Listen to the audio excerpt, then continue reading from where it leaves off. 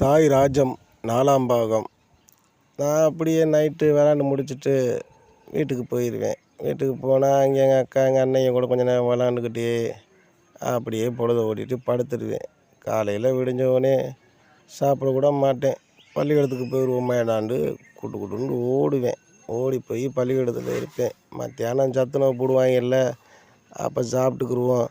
அம்மா பாவம்ல அப்படின்னு நினச்சிக்கிட்டு நானும் போயிடுவேன். எங்கள் அம்மாவும் ஹோட்டல் கடைக்கு வேலைக்கு போயிட்டு அந்த மத்தியானம் கிடைக்கிற மிச்ச குழம்பையும் சோத்தையும் எடுத்துக்கிட்டு வீட்டுக்கு வந்துடும். எங்கள் அக்காவும் எங்கள் அண்ணன் தம்பி சாப்பிட்டுட்டு மிச்சம் வச்சுருப்பாங்க. நான் 4 மணிக்கு பறந்து வந்தவனே சோத்து பானையை தான் வந்து உருட்டுவேன். உருட்டி சோறை போட்டு வேடிக்கை பார்த்துக்கிட்டே சாப்பிடுவேன். சாப்பிட்டு முடித்தோடனே தட்டை தூக்கி போட்டுட்டு, ஏம்மா இருமா ஆற்றுக்கு போயிட்டு வரேன் அப்படின்னு சொல்லிட்டு பயிரை கூட குண்டடிக்க போயிடுவேன்.